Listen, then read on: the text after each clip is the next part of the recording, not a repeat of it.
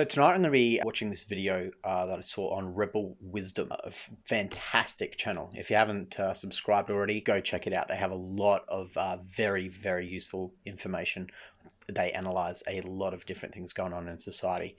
And tonight's episode, they're looking at what happened on the Capitol, and they're trying to analyze what kind of mindsets were going on there, what was happening there, and how those people were thinking, and then what society must be at for those kind of thoughts to take place there. So this is a great episode. It is going to be a long one, a very long one, probably an hour or so. But I'll be watching these guys and breaking it down as they talk. They make a lot of good points in here about a lot of things. So stay tuned. This episode is going to be worth it because it's an educated look at what happened there and what's going to come of it and what it means for society that event happened and the mindset that those people are in. So this is a very good episode. So I guess everyone's been drowning in analysis since last Wednesday. And one of the questions to ask is what more can be said? So one of the topics that we've covered a bit on the channel and I think was worth returning to is the return of the irrational, the return of the religious bubbling into our secular modern world. And you couldn't really get a clearer sign of that than the imagery, the Q Anon shaman in the Senate, the nature of Q Anon kind of becoming this bubbling under for so long and then becoming kind of center stage in the American story and the world story. So I reached out to some of the experts on this topic, the esoteric, the irrational, the archetypal, including the author of Dark Star Rising, Gary Lachman. My first reaction was like, and it was sort of like a reality TV program, which one of the themes that I talk about in Dark Star Rising is, Trump. When I first heard that he was running, I knew he would win because what made most sense then was that, of course, a reality TV star would become president of the United States because, as they say in the book, so much of reality had gone onto television. And so there's an interchange. Once those membranes are perforated, things move in both directions, and Trump appeared in real life. The psychedelic culture. So not just that as well, but it's also a popularity contest. If you hold a popularity contest with someone who's been on TV and built up this brand, built up this persona that's already famous, they're already popular, and you put them against some politician who's not popular, it's very obvious who is going to win that. Historian Eric Davis. Just take the Q shaman in the Senate chambers. You have this symbol of orderly procedure, even though we all know it's riven with rivalry and lies and politics and enmity and massive forces from across the society. It maintains this space of decorum. And so to just the fact of this, the entrance of this character who's so inflamed with this contemporary, you could call it irrationality, you could call it new mythology, you could call it memes, you could call it mystic. And the author who's written extensively about conspirituality, Jules Evans. And the tragedy is, I think we've been trying for years to integrate other states of consciousness and to say that they're valid and that just rational consciousness is too narrow and not enough. And what's happened in the last 12 months is a kind of flooding of other types of consciousness, of mythical thinking, of ecstatic type thinking, but in a very toxic form. Ooh. I don't know if I'd call it toxic. In a few of the other podcasts and episodes I've done, I've called it chaos, which it is. But I don't think chaos is a negative, right? So you've got... When we look at, this is a fucking complicated way of explaining it, but here goes. When you've got the universe, right, it's infinite in size. And what science has told us now is that the center of the universe is the observer. Now, there is 7 billion observers. So if you put 7 billion observers onto one planet, that's going to be chaos because those 7 billion observers each individually have their own interpretations of reality. So when you put them in one zone together, one planet together, you're going to have 7 billion different viewpoints and different theories about how reality works. So that's chaos. That's pure chaos. Because they're not going to think the same. They're going to think alike, but they're not going to think identically. And so that creates this level of chaos. Now, to call it toxic, I don't know if I agree with that. Definitely whoever it was, the 100 people or so storming the Capitol, 200 people, I don't know how many it was, but whatever number it was that stormed, I can see the argument for calling those people toxic. But I mean, from the numbers I saw, there's low numbers and there's highball numbers, but the average number is about 500,000 people showed up to DC for the protests. So 100 out of that, I mean, a lot of them were just following the leader too. So it's definitely toxic when you start stealing shit and start destroying property and all that kind of stuff. That's definitely toxic. But to call it toxic because we now know these 7 billion people have their own interpretations of what reality is. And they've now got the skills, or the technology now exists where we can hear all of those. But now we've reached this level in our society where the technology has arisen to this point where everyone can voice their opinion. So now we've had this influx, or it's not even that, it's now the ability of those 7 billion observers can now communicate their individual interpretations of reality. And because there's so many different interpretations, that is creating this chaos. But I would definitely not call it toxic. I would definitely not call it that. It is chaos. But it has to be. It can't be any other way. 7 billion observers that number is fucking massive, massive. And each one of us have our own interpretations of what is happening in reality right now, and it always will. That's how it works. So I would disagree with him on the toxicity part. I apart from the people who did damage to the Capitol. And so, and maybe there's been this kind of crazy, the pendulum swimming back too far, and now we've got to try and find some balance, not simply reject it and say... Yeah, I'm not too sure it's going to swing back. Now that people have the ability to voice their opinions, to share their individual opinions, I don't think anyone's going to give that up. Now, the big platforms may try and take that away from everybody, but I think people are just going to find alternative ways to get their opinions back out there. I don't think that pendulum is swinging back. That pendulum is now past a point of no return. Anything that's not completely rational, analytical is deluded and irrational. But find some kind of balance between an openness to things like intuition, to things like ecstatic states, trance states and so on, but balancing it with discernment and critical thinking. Yeah. We've talked before quite a bit about the irrational breaking into the rational. And for me, that on Wednesday, that particular symbolism of the Q Shaman and the takeover of Capitol Hill, and that link to Q Anon, and those links to much sort of irrational thought, like feels like a deeply symbolic moment of that eruption of the irrational into the rational, and sort of feels a little bit like you can't put that back in the box in a way. Maybe it's a herald of something else that's happening. What did you think when you saw it? It sort of feels like a culmination of much that you've been writing about, much that you've been predicting, maybe. Yeah, I mean, it wasn't in that sense terribly surprising, although I would still say it was shocking in a good way, meaning not that it was good that it happened, but that the shock, I think, is what you're talking about in terms of trying to identify what actually happened here, as opposed to the last, 5 years of a steady buildup of irrationality, mythology, paranoia, occult language, occult actions, perhaps, even if we want to get into meme magic and things like that, from more in terms of the run up to the last election. But this time, it's the shock is visceral. It's like when there's a real symbol. We use the word symbolic to often mean like, oh, it's merely symbolic. It's just standing in for something else. And then there's that deeper, more romantic in the literary movement sense of the symbol as like capital S, the symbol, which is like greater than the concept. So rather than just being merely a stand-in for something, there's that deeper sense of the symbol that is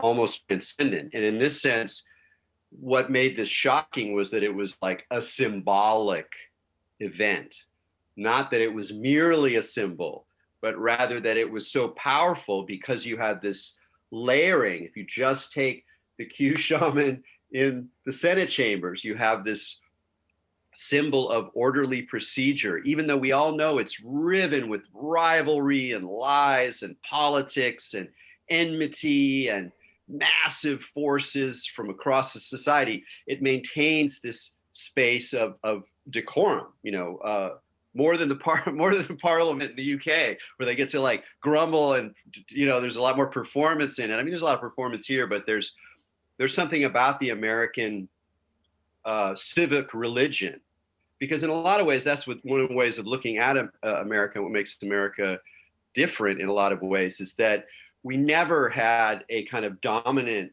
religion as part of government. Yes, Protestantism in some general sense, but we never had anything like Anglicanism or your Catholic France or whatever it is. It's just, there's nothing like that. But what we had almost instead is the creation of a much more elaborate civic religion that we're all brought up in. And even those of us who are critics or radicals, even some radicals will still produce language around the civic religion. So this is a very sacred place, as well as a very rational and procedural place. And so to just the fact of this, the entrance of this character who's so inflamed with this contemporary, I mean, you could call it irrationality, you could call it new mythology, you could call it memes, you could call it mystic nonsense. I mean, there's a lot of things you could call it, and we don't even really need to know that much. Just the visual, just the invocation of the horns and the animal and the tats and the if you want to go into the tats and what those mean. And I don't even know if the guy, we can even say that he's a racist. Some people will identify some of these tattoos and say, oh, who the fuck is calling him a racist, first of all? I don't think there's fucking anyone out there calling him a racist. As far as I'm aware of the research I've done on this guy, I would definitely not use the word racist for this guy at all, even close to it. Well, that's a symbol for among the nationalist white heathens or whatever. And you're like, yeah, but you can't say that because there's other heathens who like those symbols who aren't necessarily racist. And in a way, that's partly what makes this guy, I don't say interesting, is that, having dug a little bit into his previous appearances on podcasts and, read up on him and whatever, is that he doesn't seem to be someone who is motivated by hate or bitter or particularly intense bitterness or resentment. He seems to be someone who's motivated by kind of visionary experiences and kind of wacky ideas in the sort of new age zone. And like so many people, as you and I have discussed, people in that zone got hoovered into QAnon for a variety of reasons. When he appeared, I just logged in. I checked his Facebook account, which was all public. He had a YouTube account as well. There were some interviews with him. And just from that, I mean, the amazing thing about these, about QAnon conspiracy theorists is they're extremists, they're radicals, but they're not hiding in any sense. On the contrary, they're desperate to be heard. They're desperate to have a platform. So it's very easy to find out about them and to gain a sense of their mindset. So we know now that he's a not very successful actor called Jake Angeli. Emerged today when he was arrested that his real name is Jacob Chansley. And he's also a self-initiated shaman. He calls himself Yellowstone Wolf and various other kind of alter egos. He promotes psychedelic ceremonies for mental health. Yeah, nothing wrong with that. And, in some ways he's your kind of classic hippie who seems to, like many people in the wellness and spirituality worlds, have been radicalized in the last 12 to 18 months through the Q conspiracy, through just absorbing all this stuff online, which seems to have taken complete kind of grip of his personality and given him a sense of identity and an audience and a platform, and then briefly took this figure to the center of the kind of the history books for one day at least. The longer we keep this up, the more the word gets out and the more our children will be saved from these globalists. Okay, they're all their stuff is hidden in plain sight. Check this out. At Arrowhead Mall here in Arizona, this symbol is their chosen symbol at Arrowhead Mall. Okay? What the fuck, Arrowhead? Why are you using pedophile code in your symbolism? Okay, and it's because, I think, because This symbol says that Arrowhead Mall is a safe haven for certain people with certain tastes, in particular boy love. And if we begin to look for this type of symbolism, or if we begin to look for things like certain code words like pasta or pizza, and if the pizza sign has like devil horns or something like that, that's something to watch out for. It's like hyper pattern detection. Yeah. He, on his Facebook page, he had posts of people of him noticing weird shapes in clouds, like a shape in the clouds that looks like the hands of God. Another big definitely cloud looks like to him hands. looked like a sniper aiming a rifle, which is classic kind of patternicity. Yeah, it definitely does. I don't know if those photos are real, but positive side. if those photos are real, they do look like those things. I wouldn't say hands of God. I would say hands. But yeah, they definitely look like those things. So I wouldn't say he's insane for that. I mean, I'm pretty sure he's not insane to the point where he thinks there is a sniper in the clouds. I think that he's rational enough that he understands the clouds just are in the shape of a sniper. Of that is seeing some benevolent God behind all events. The flip side of that is seeing demonic powers behind events. And when he's driving around Arizona in his full face paint and his broken down car, he's seeing the external world through this mythical lens. He's almost like dreaming while awake, seeing secret demonic codes everywhere. He also thought that COVID testing sites supposedly had a picture of a dog on it, so therefore obviously this was a temple of Anubis, the Egyptian god of the dead. So it's like an over-caffeinated Dan Brown. Everything is code, everything is secret. It's like the occult imagination.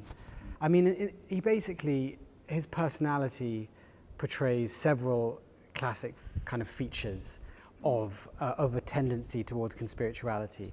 There's the kind of patternicity, there's just constantly seeing kind of secret signs and patterns everywhere.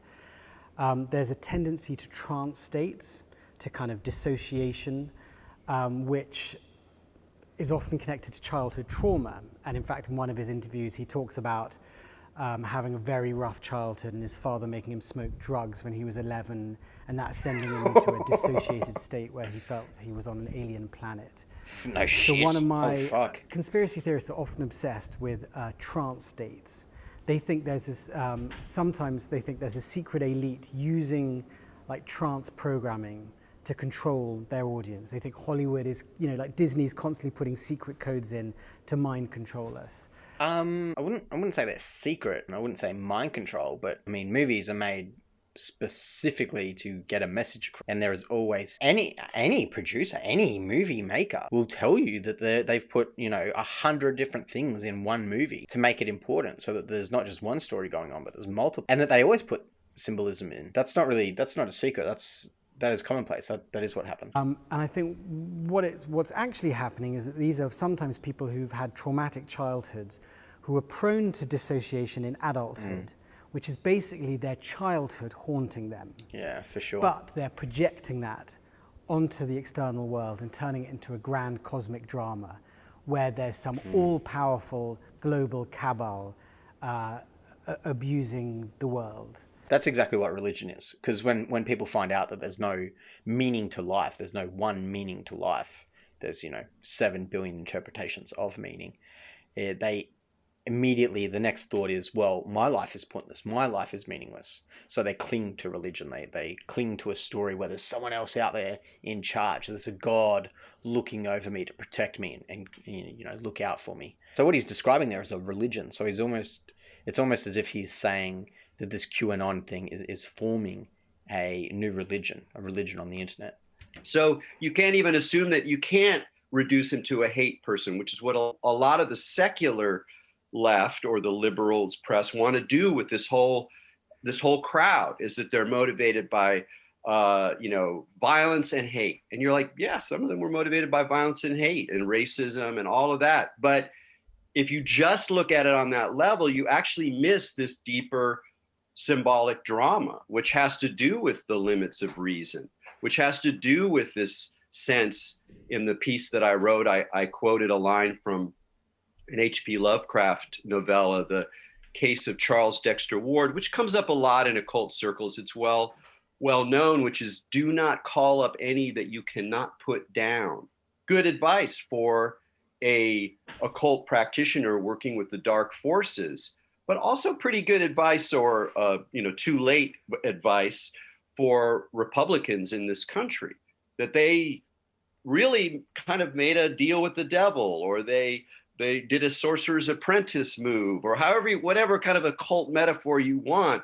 And it's interesting to me that, again, because the mainstream media and a lot of the liberals and the left are generally pretty secular, they actually kind of miss that whole side of it. You cannot get a more obvious symbolic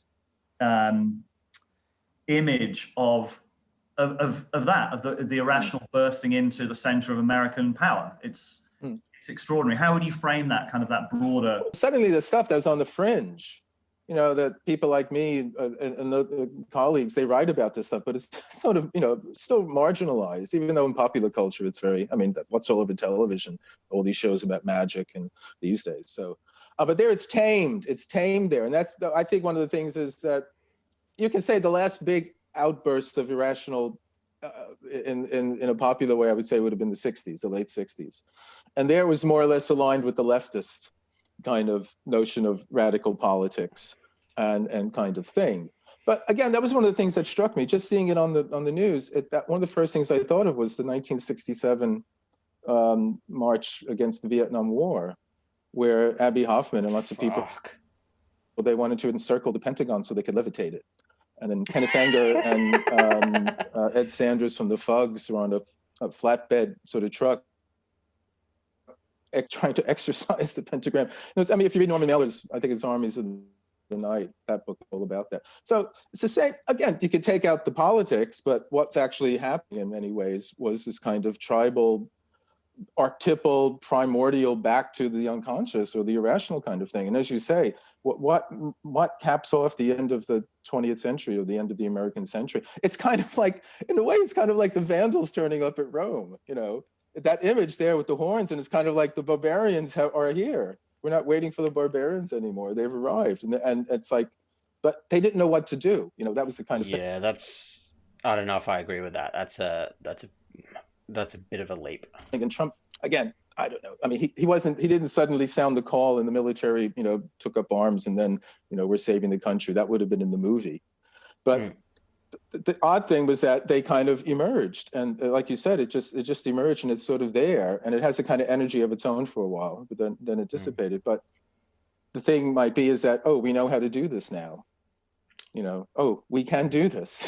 So then once you think you can do it, then it's like, well, let's go do it on purpose now. So no, I'm not predicting anything, but that's a conspiracy theory. Okay. I don't know why this guy's pushing a conspiracy theory, but I do not believe that anything is going to happen to do with Trump taking over the government. This guy's totally entitled to his own opinion, own beliefs, of course, but I don't want to push that on this channel. I do not think Trump is going to do anything even close to that. Maybe, bubbling away somewhere. I guess the bit to pick up on is the QAnon aspect of it. So we've talked a little bit about conspiracy theories before, and it's a difficult one to talk about because it encompasses so much, like stuff that we know, hidden agendas that we know exist. But QAnon for me is a really good example of a totalizing religious mindset of a conspiracy theory. Like there's no room for doubt. It's a all-encompassing explanation.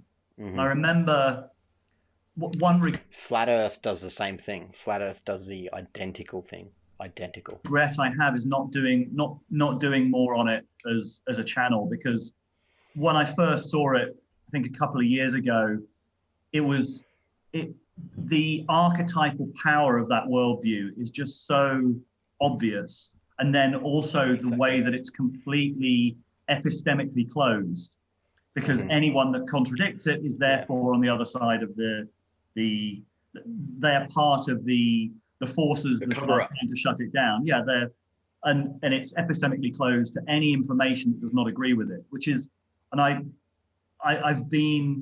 it's been so clear, and I think your work reflects this as well, that we are seeing the return of the religion, we're seeing the return of the religious, and QAnon was clearly the most powerful mimetic actor in that space on the right. I've read a few really interesting articles by a games designer who said it's a work of genius because it's created with just enough space for you to fill in the gaps. So it's like a kind of find your own adventure game. And also that the central narratives of it are deliberately disassociative. If you really think into what it would mean if there are a gang of satanic pedophiles kidnapping children, drinking their blood, et cetera, like that is an incredible, like if you're able to do that and able to visualize that, and I think that's part of the reason it has such hold over women, because I think they have a natural ability to kind of imagine what that might be like. I don't know anything about that. I don't know what he's referencing there. I don't know what the numbers are for male Q Anon believers and female Q Anon believers. I don't know what the number is there. I know that Wired just released a article where they claim that 7% of Americans believe in QAnon. So, I mean, I know that figure. I don't know about this more women believing it than men thing, though. I don't know what that's about. And that's an incredibly traumatizing, dissociative place to be. And that's a psychological technique. That's a psycho technique for then taking people into a state of dissociation, and then they can fill in the gaps and build up a new worldview on the other side. And what do you make? How much have you been sort of tracking the Q phenomenon? What do you make of it as a kind of religious? Yeah. Oh, yeah. I mean, I'm very interested in those aspects. I think it's really fascinating to try to contemplate or read into research, as they like to say, the possible origins of it. Not because I believe we're ever going to get to a smoking gun, because I think that that smoking gun is well disguised, and there are multiple smoking guns, but also that once it got rolling, other factors came in, and that it's reductive to sort of say, okay, this is its origins. That's what it is. It's a psyops campaign. It's a LARP that got out of control. It's a certain kind of clever racist ideology disguised as a myth, or whatever it is. It's all of those, and that's part of the point. Like, if there's a way to reflect one of the curiosities of our moment, it's that the line between psyop. This is the most I've ever heard anyone talk about QAnon being racist. If anyone else out there has heard of QAnon being racist, put it down in the comments. This is, if you got any links or anything, just share them. But I've never heard of them being racist. I don't know where that's coming from. Gaming and media discourse are breaking down. So you can look at it as psyops, and then you have a particular kind of like dark, like it's another, in a way, it's the kind of QAnon in reverse, in the sense that you have to posit these very dark actors who are really manipulative, and you don't, But it's also just a game. Hey, it's a game, got out of hand. Oh, we were just screwing around, seeing what we could do. And there's obviously a lot of very obvious game elements to what's going on. So gaming was clearly part of what was loosed.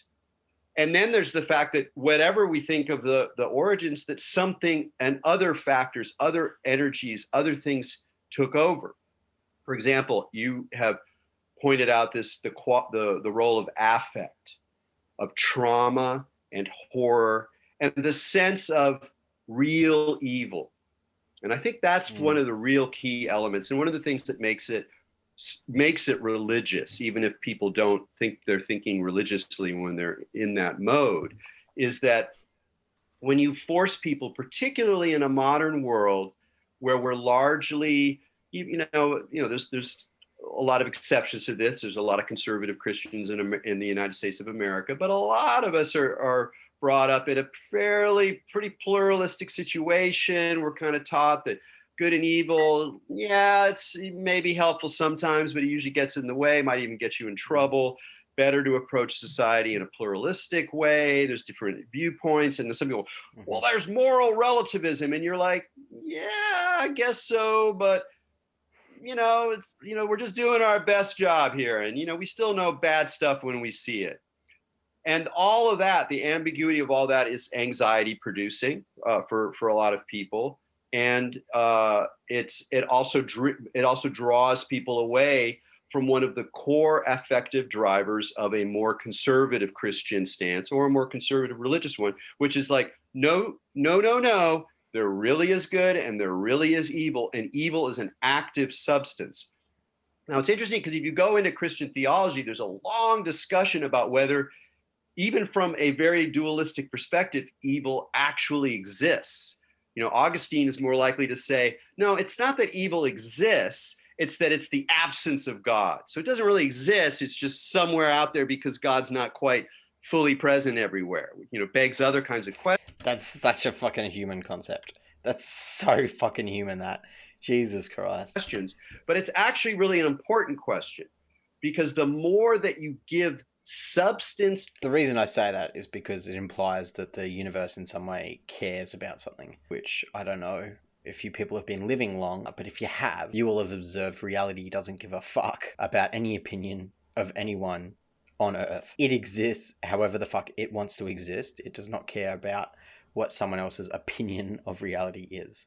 Reality is completely separate to anyone's opinion. It just does its own fucking thing. And agency to evil, the more you set yourself up to be very open to these kinds of narratives. And it's on the level of emotion and imagination, not on reason. Because you can go, yeah, there's probably elite pedophile circles on planet Earth. In fact, I'd put a lot of money on that. We can see signs, Jimmy Savile, whatever. It's why wouldn't it? Look at the Catholic Church. I mean, come on. But so even though we recognize that that's evil. Strangely, they didn't mention Jeffrey Epstein, because Jeffrey Epstein is much larger, or at least over here in Australia, he's much more well known than Seville. He's speaking to an English host, I guess. Yeah, so the English host would definitely know Seville. But everyone knows Epstein. It's very strange you didn't mention Epstein's name. I don't know why I did that. Behavior. It's different to then substantialize that and turn it into this kind of mega monstrous agency that has control behind all of these hidden factors of society. Now I'm giving it more and more and more power, which then in turn puts me in a certain position where I am both more righteous, where I can justify not rejecting all that dodgy, reasonable, pluralistic kind of stuff. And I am also kind of a victim, because that's the dominant force in reality. And I'm just part of this remnant, this saving remnant. And that saving remnant thing is all over QAnon. You know, the emotionality, where we go one, we go all, that sense of connection, the sense of intimacy, of kindness, of friendliness among these people. I mean, if you look at them. It's strange that he says that QAnon is exhibiting that, thinking that there's some force out there that they can't control, because they can control it. They're human beings. If they form a group, human beings can do anything. And they know that because they just showed up at DC to prove that exact point. So I wouldn't say it's some group you can't stop. We can definitely stop the pedophiles. We can definitely stop the Epstein, the Sevilles, all those motherfuckers. We can stop all of them. I don't think there's anyone out there that thinks that they can't stop those people. We definitely fucking can. Material, it's not unremittingly dark. In fact, a lot of it is actually quite, go join the club, come on, tune in. And there's even a whole sort of apocalyptic language of transformation that's embedded in the more new age sides of it, where this is all part of this great revelation. And the whole point is to tune into the light. Don't listen to all that stuff that's making things confused. Tune into the light. That's what we're being asked to do. So there is some genuine new age elements that are deep inside it, alongside these kind of Christian Manichaean elements. And so part of what we're seeing is kind of like a new religion that we don't know how to recognize as such, because in some formal ways it doesn't resemble religion as we've seen it before. But to my mind, it makes the most sense. It's the best large basket, even though it doesn't include everything. For example, the way it's like a game, or the way it's like psyops, both of which are also important to see. But I think to really sort of recognize and even not sympathize, but sort of acknowledge the people who have been drawn into this psyops LARP. It's best to see it as a religion, because then you go, all right, they're deluded, but the kernel of their delusion is not necessarily hate and bitter resentment. It has aspects of that, but part of their delusion is a genuine desire to right wrongs, to resist the evil that is in the world, that is systematically, absolutely structured, woven into the deal from day one, never going to get rid of it. It's just going to change and maybe even grow. And that's a horrible feeling. And to be able to like congeal it and then fight against it, it's like, I get it. Like, I appreciate it. I don't think you're just an idiot, even though I have trouble with all the how you got there. And so for me, thinking about it in terms of religion is not just helpful sociologically, but it also acknowledges that whether you want to think about it in metaphoric terms or not, spiritual forces are at play. I mean, it's not, and by that, I really want to insist, I don't mean a particular story about what a spiritual force is, but let's just say something transpersonal or outside of individual human behaviors or patterns or archetypal, whatever. In a way, it doesn't matter.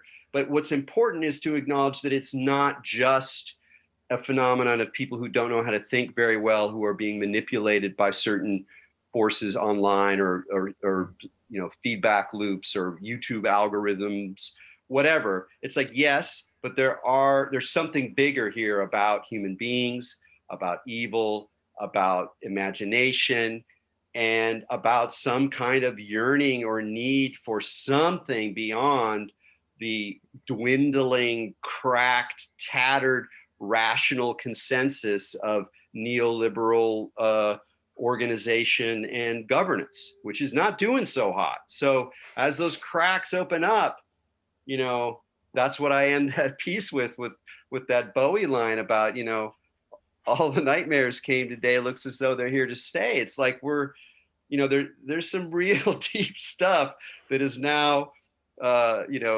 slouching around to be born. I think that people who've been traumatized are more prone to black and white thinking, clear divisions between the good guys and the bad guys, the white hats and the black hats. That's very interesting.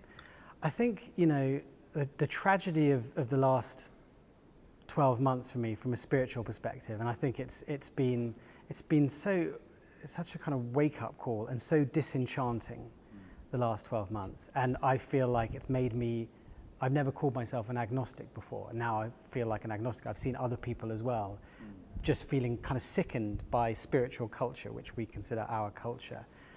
And the tragedy is that I think we've been trying for years to integrate other states of consciousness and to say that they're valid and that just rational consciousness is too narrow and not enough.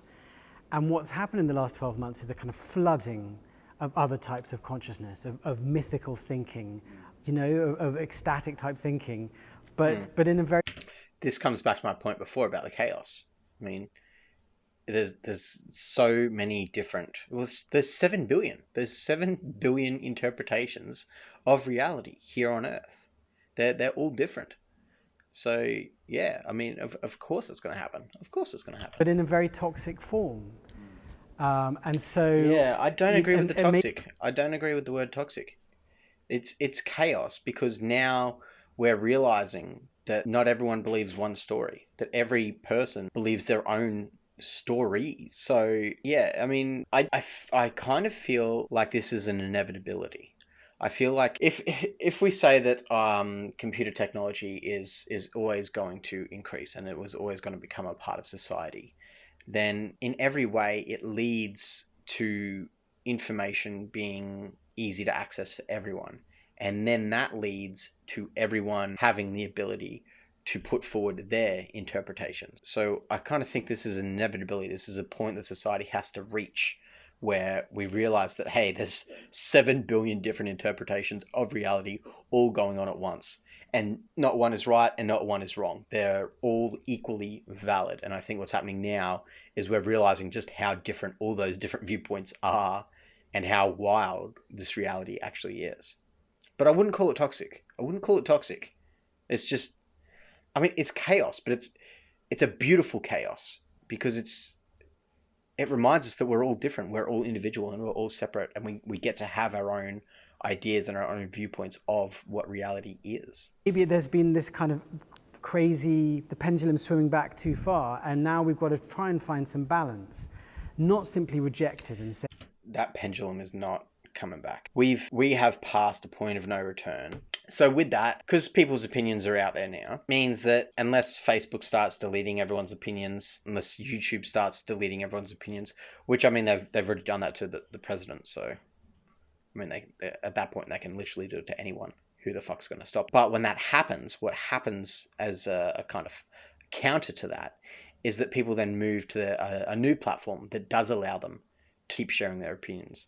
So I don't think that pendulum is ever going to swing back to no one having the ability to share their opinions. I think that is here now, and I think that's past the point of no return. We are not going back to a society where there's, you know, the Hebrews, the Arabs, and the Christians, you know, and those are the only three thoughts of what reality is. We're now at the point where we realize there's 7 billion different ideas of reality, and that is here to stay, and that's going to keep getting larger and larger, and it's not going to go back to these 3 main groups that people follow. It's going to stay as this 7 billion. Anything that's not completely rational, analytical is deluded and irrational. But find some kind of balance between an openness to things like intuition, to things like ecstatic states, trance states, and so on, but balancing it with discernment and critical thinking. Have you been following the Q Anon? I don't know about the first part. Narrative close? No, I mean it's peripherally, because that kind of that's such a can of worms. That's such a, you know, just a cascade of trapdoors. I always find. So I judiciously and very prudently stay away unless I have to. So if somebody asks me to write something about it, I'll go check. I mean, it's there. It's kind of in the background. I didn't realize how big it was getting until more recently. I saw a lot of tweets about it and people pointing out that, again, as happened, say, in the 30s, where a lot of these, what we call spiritual or occult or back to nature, whatever you want to say, ideas, they somehow got mixed up in this melange with far-right ideas, or, you know, because I guess that's the thing about QAnon. You have a lot of people are on the conspiracy side of it with, you know, the vaccine or, you know, whatever it is, GM crops or whatever the current, you know, fear is. And so they're there for that. And but, you know, attached to this seamlessly is the other side of it. And so you have this strange phenomenon. And that's always a sign of the times that things are breaking down, where you get the polarities are, you know, they're not far apart anymore. They're like this, even though there's all this dissension. But there's that's why they're it's like they're all really close to each other and they can't get away, and they're snarling and fighting and there's not enough room. Sorry, my metaphoric mind kept going there for a second. But. And I mean, one of the interesting things about that, to take QAnon as an example, is the archetypal force of that kind of. I'd be interested in why you feel like you don't want to go too far near it. You talked about trapdoors, but for me, like, it has such an archetypal pull. Like we hear lots of stories of people who get into it and then lose contact with their families. Oh yeah. Kind of lots of people saying that they've completely lost members of their family who go down these rabbit holes. I think that comes down to a lack of communication, or people not having proper skills at communication.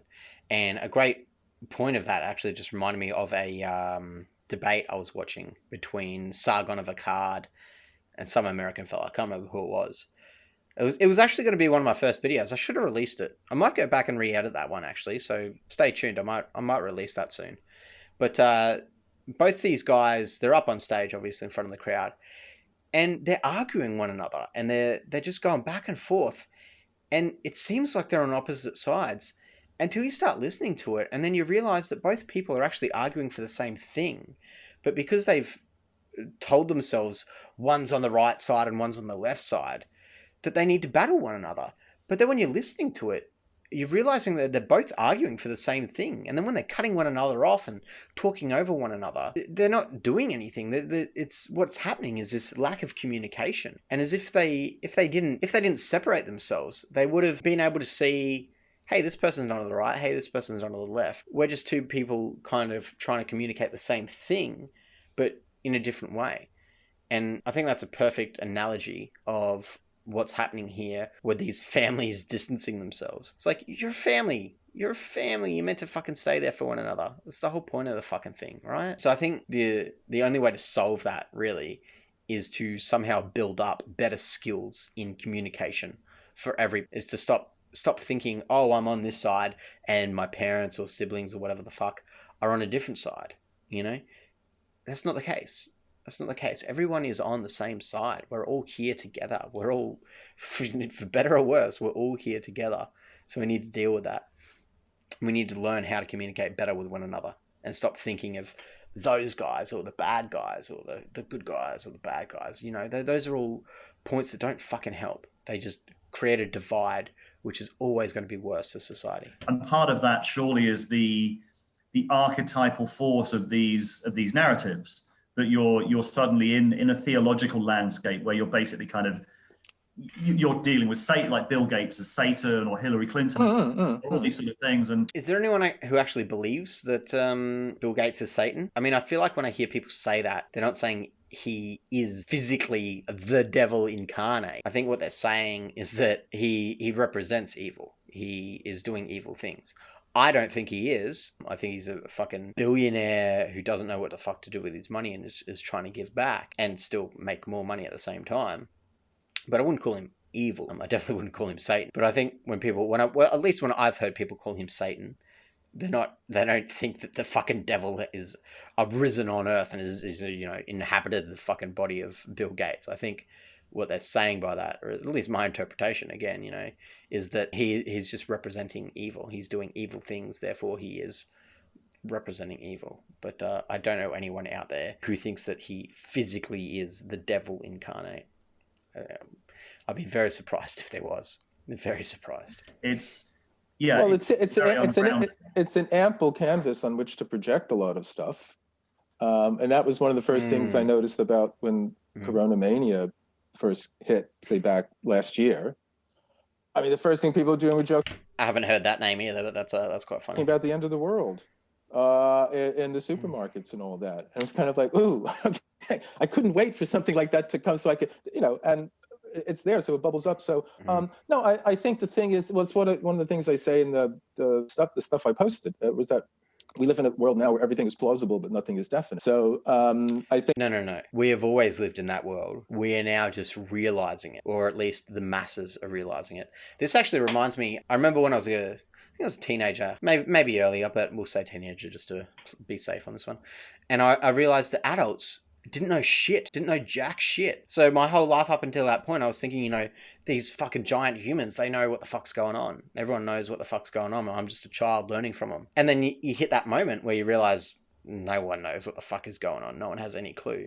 And I think what is happening here in this January 2021 is that society is reaching a point where we're realizing that the people who have all these degrees in politics and have all these 30, 40, 50, 60 plus years of experience in these fields, we're now realizing that doesn't mean jack shit, and that those people don't know what the fuck is going on in reality, and that these people who we have put so much trust in because they've got their political degree and they've got all these years of experience, that they must be good at the job. And I think what's happening now is that society is realizing, no, that's not the case. That doesn't mean anything. That these people still don't have any fucking clue as to what is going on. We've put trust in these people for so long, and now society is realizing, no, even with all of that information, all of those years at university, all of those tests they passed, all of those years out in the field getting real world experience, it still doesn't mean that you're going to have any better interpretation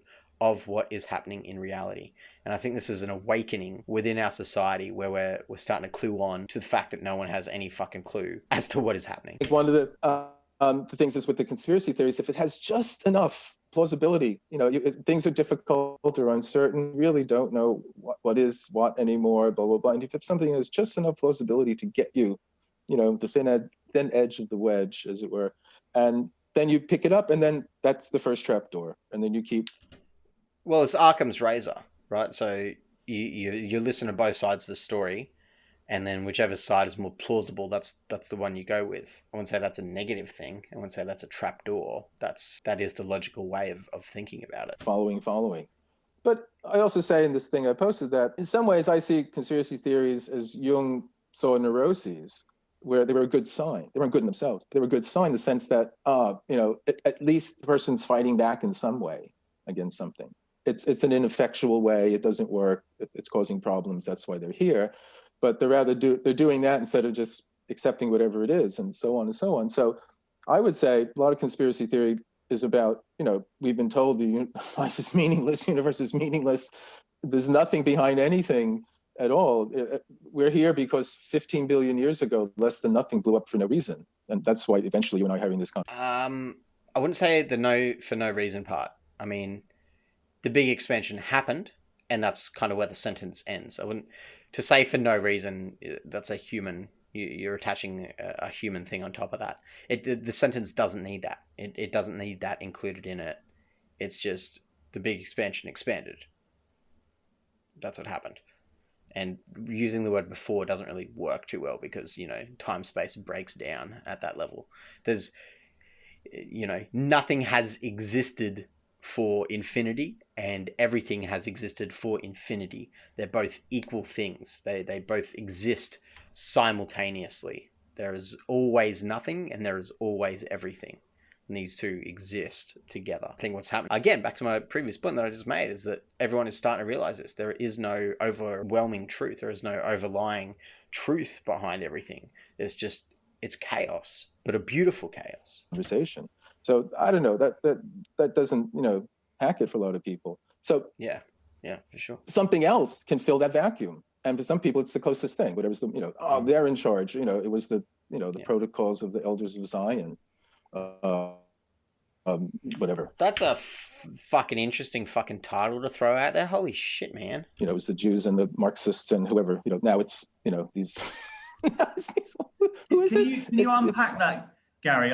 That's a really interesting point that you made about conspiracy being equivalent to what Jung called neurosis, and that it's a sign that what I understand you meaning is that it's at least you're not apathetic. You are actually trying to understand the world. It's a possible sign of in this context, I would say it's. Jung. It's about you're in some kind of situation that you shouldn't be in, but for some reason or other you can't get out of it, but you develop some kind of reaction to it that is neurotic reaction. It's ineffectual, but it's a response, and to ward off the reality that you really should be dealing with in a way. Let's say it's a buffer.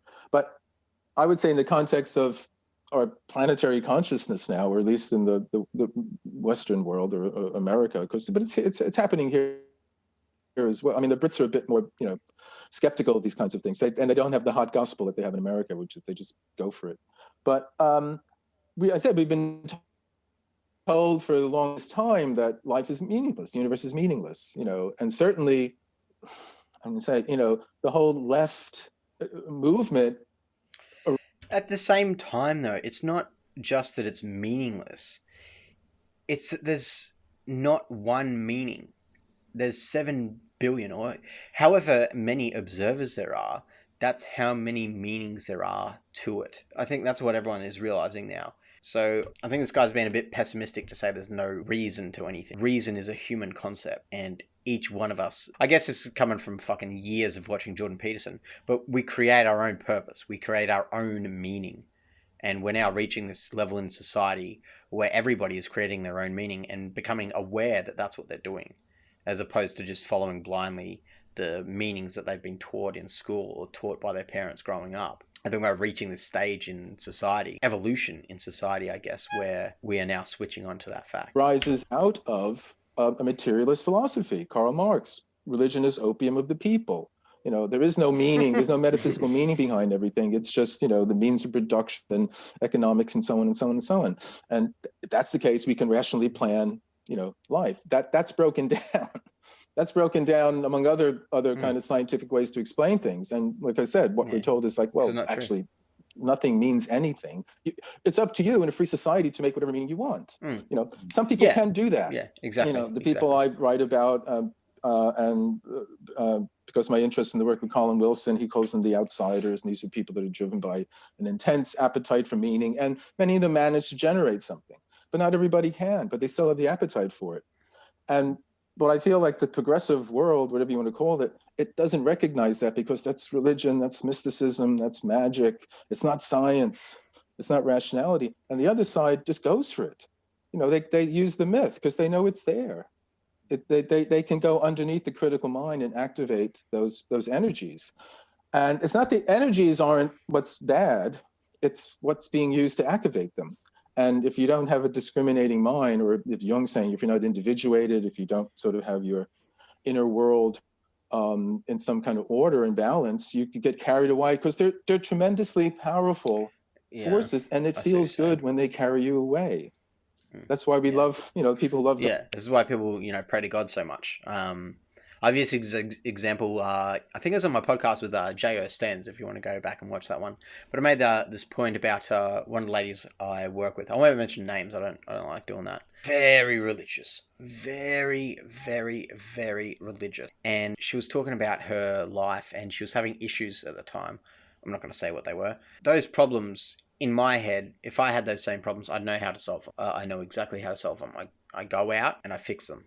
Okay, again, I can't give out details because then that'll give away who it is, which I don't want to do, because they may interpret it as shit talking, which I'm not doing. But when I asked her, what are you going to do to solve the issue? She told me that she was going to pray to God, and that God has a plan for her, and that God will resolve it. There was this clear way of solving the issue, but she believed that there was someone else out there looking out for her that was going to step in and do something about it. And now I don't think the issue ever got resolved, and it stayed broken, obviously. But yeah, I've definitely seen this in real life, so I definitely understand what this guy's saying. This guy is definitely right with what he's saying there, because I've seen this exact hypothetical play out in real life. You start failing as a human because you start putting your faith in someone else to come in and save the day, which is, it's never going to fucking happen. Going to football games, that you have to save yourself. Team, it's like you can conquer the world. You feel incredibly powerful, and you are temporarily. Those people who went into the Capitol, they must have felt like they were on top of the world.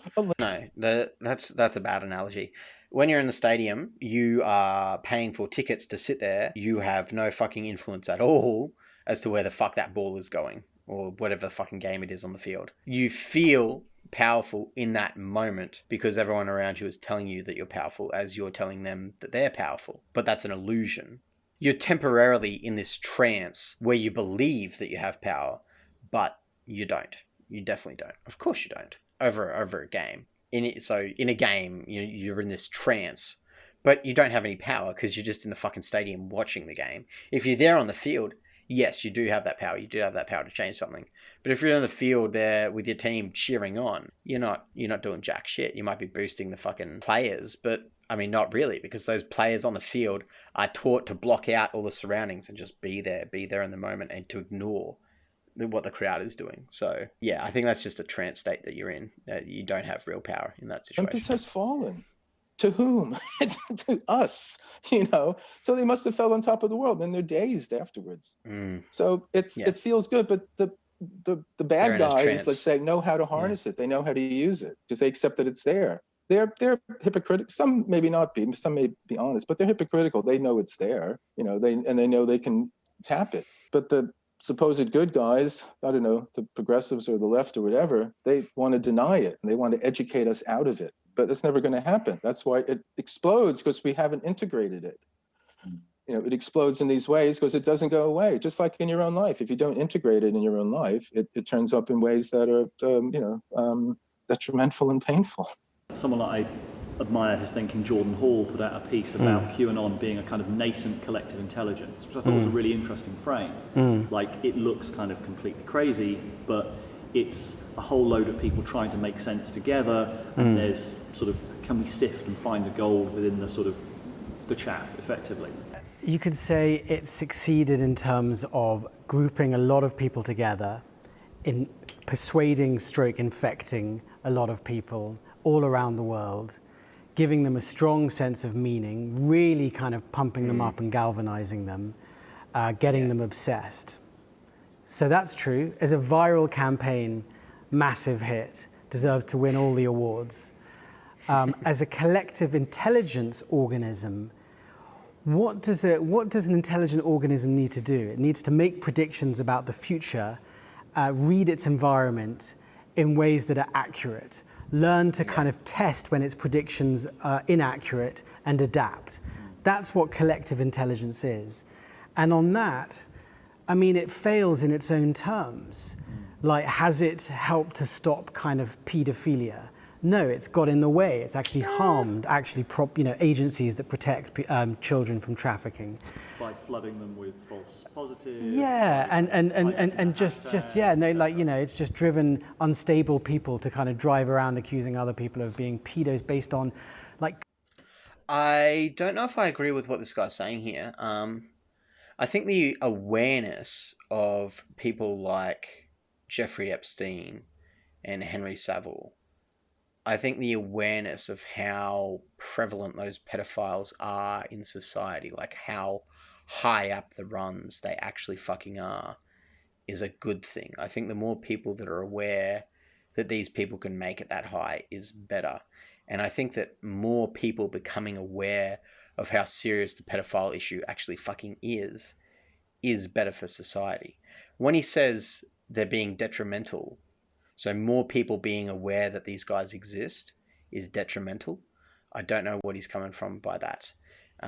Maybe if they were stopping investigations, maybe if they were somehow interfering into investigations to actually, you know, capture these fucking scum, then sure, I would understand that. But saying it's detrimental that more people are aware that pedophiles exist and pedophiles have made it into high places in society, I don't agree with that. I think that is better that awareness has risen around the world. That is, you know, because the more people that know about something, you know, then change actually starts happening. It's detrimental if people are getting out there and they're stopping like active investigations and they're interfering in that and, you know, causing evidence to be lost and, you know, just ruining cases so that people who should be getting put away aren't getting put away. Then sure, that's detrimental.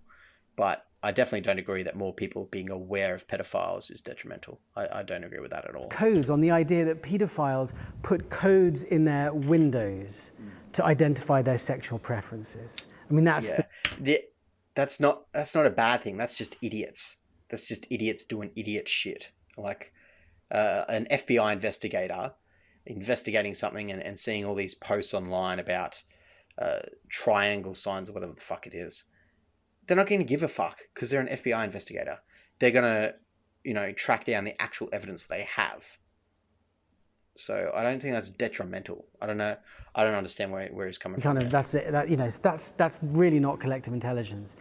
It's failed in terms of its whole prediction about the future was there was going to be this storm, and all these high-level satanic pedos would be arrested and taken to Guantanamo Bay. Trump definitely knew exactly what was going on. That prediction has massively failed. This is a kind of a rapture type apocalyptic prediction. So, in that sense, in terms of as a collective intelligence organism, it's not going to survive for, I predict, for many years. Like, I don't think I think it's had a good 5 years. Well, I do think it's proven, it's kind of proof of concept. It's proven that people right now desperately need certainty, hope, myth, black and white thinking, medieval villains. No. It's proven that people don't have meaning in their life and they're trying to attach meaning to someone, to a message, to an idea. That's what it's proven. You know, demons, witches, this kind of thing, and you know, saviors bestowed with exalted power. Yeah, I guess that was my next question, which was, is this the culmination of something? Because you can make an argument that this is the finale of the Trump show, like it's sort of the grand finale, last episode, or it could be the herald of something new, something more. And I mean, on a sort of functional level, you could see that Trump is potentially going to continue. Trumpism is certainly going to continue. That is going to continue to be a force in American politics. but on a wider level, is it also a kind of herald of a symbolic moment, a significant moment where the jack is out of the box and will not be put back in? Do you think we just go more weird from here, or is this a weird high point? I mean, my sense of history, and this is just guess, I don't have any reason to believe one version or another. My sense of history is that there is a kind of pendulum swing, and that even though overall things are probably unraveling on many different. Yeah, I've already made the statement about the pendulum. So it's Pandora's box at this point. Pandora's box at this point. So it's been released. It can't be closed now. The only way to stop it would be to remove the 7 billion people from giving their opinion. But that can't happen unless you shut the internet down, which there's going to be bigger issues at play if that is the case. These sites could keep blocking people, which is what they're doing at the moment. But we live in a capitalist society, which means we're just going to switch to the next app that actually does have those values where we can share our opinions. So to stop people from sharing those opinions, there would have to be some sort of massive event where people were scared to share what they thought. That is the only way that pendulum is swinging back. So I don't think that's happening.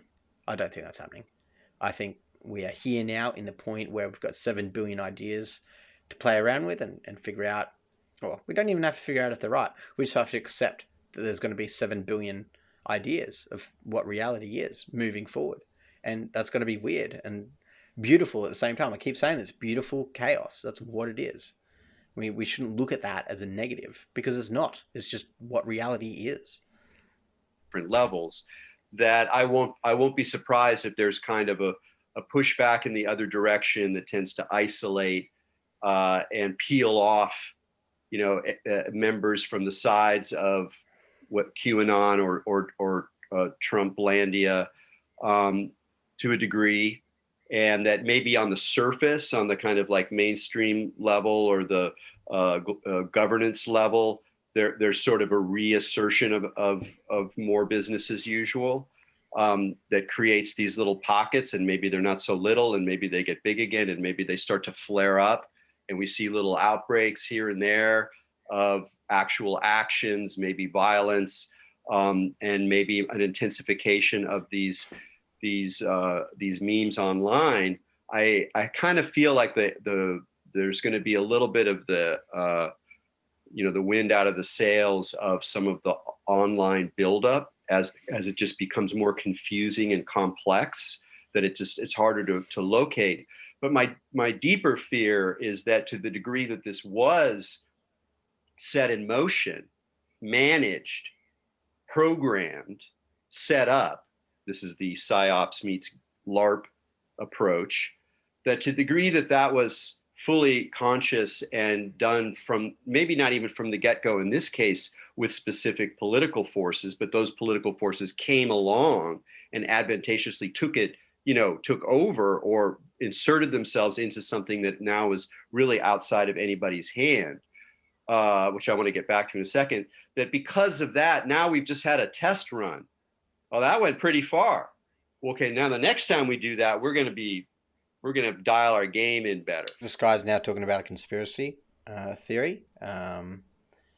I don't think that anything is going to happen with Trump and handing power over to Biden. I think Biden has illegally won, and he will be taking possession of the presidency. And I don't think Trump is going to do anything to stop that at this point. So this guy may not be talking about them coming back to stop the presidency. It may be something else down the line, proof of concept for something else happening.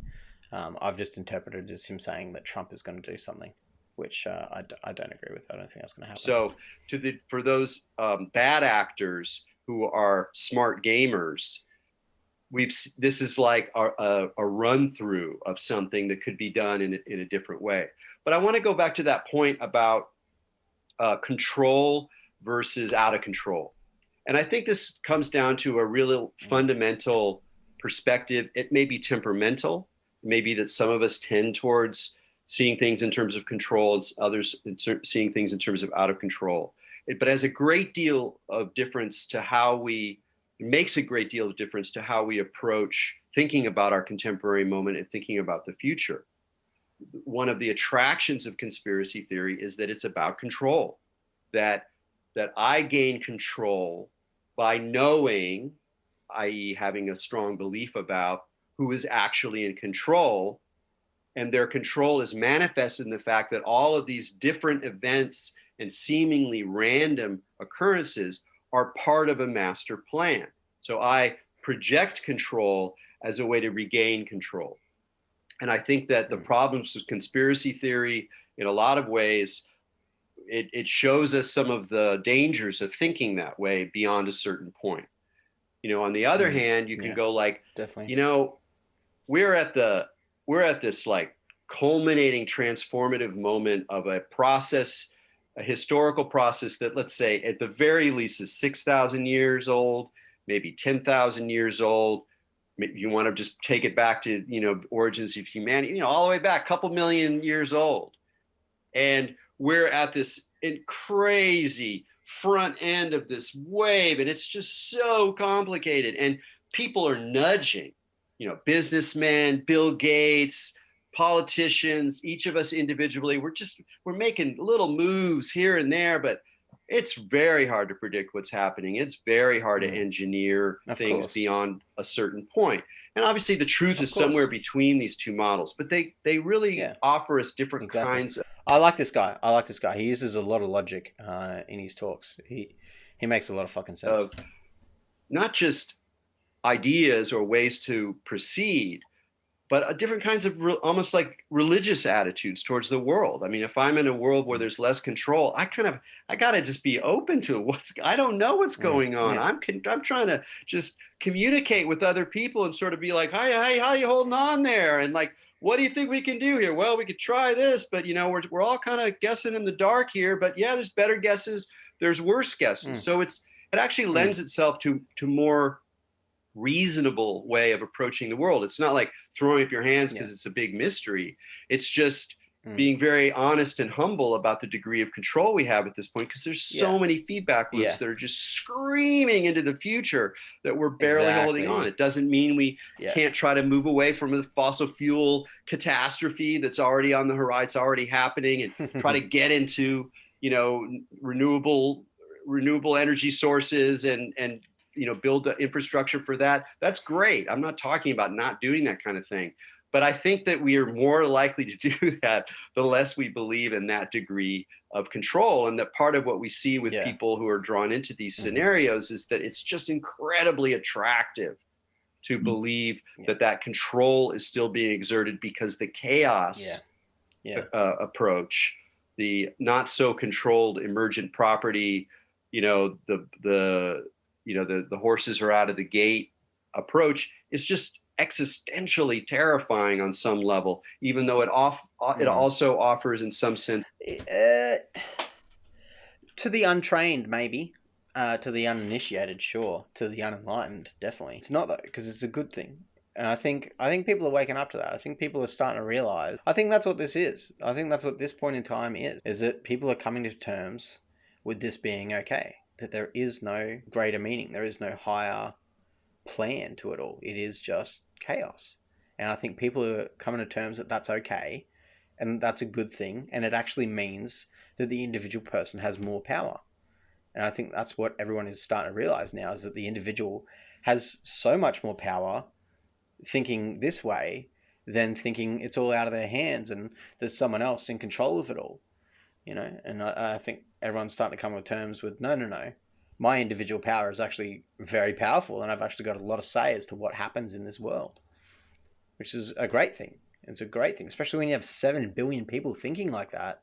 It means that humanity or civilization is going to move in a great direction, because it's going to be moving in a lot of directions, which means that the great directions are going to be some of that.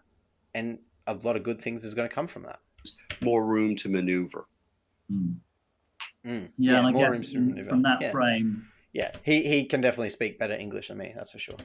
You've got two sort of safe harbors that people are kind of choosing, one of which is sort of the Q Anon and similar narratives where you don't have to doubt, you just trust the plan, it's kind of whatever happens, there's an explanation for it. And on the other side, there's the kind of the mainstream narrative that's still trying to hold the center in a way that seems impossible.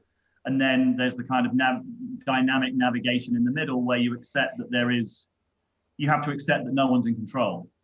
And that's a very tough thing to do. Yeah, especially if, I mean, in that sense, I'm, there a lot of my politics are somewhat centrist at this point, not because I disbelieve in the ideals of more radical positions. In some ways, not at all. I mean, on the, kind of conventionally on the left, but it's more that where we're at right now is so fragile that I think it's important to keep the sticky tatters of the matrix as coherent as possible, because there's so many things that are pulling it apart. And we have already seen what actually happens when you step off of that admittedly very problematic game board. And so maybe this just reflects the kind of conservatism that people have as they get older. But the idea that somehow, like the accelerationist idea that we're just going to let's just take advantage of this and maximize the chaos and pull down these structures and reveal that all the all the emperors have no clothes. I don't think that there's a good bet on that being a cleansing restart. And so I don't think I see it as a restart. I see it as a stage that has to be reached for it to continue. So I see it like humanity is evolving, then society evolves, and then it keeps growing up and up and up.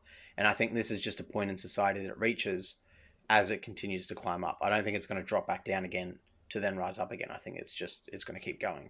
This is just a step along that way, is that we need to realize there is no control. Each individual person has immense amounts of power, which is glorious. In that sense, I'm as people try to reconstruct a more or return to an idea of America as a kind of rational procedural place with legalistic norms as a way to manage a pluralistic society. I'm like, all right, I'm not going to stand in your way. I might have my doubts, but I think that in a way just makes the whole thing more interesting to try to recognize, how much intelligence and craft and know-how is embedded in actual real institutions, even if those institutions are politically fraught and there's tension and they undermine themselves in certain ways. It's also kind of. I think Gore Vidal has a quote. So here we go. I brought it up. So the United States was founded by the brightest people in the country, and we haven't seen them since.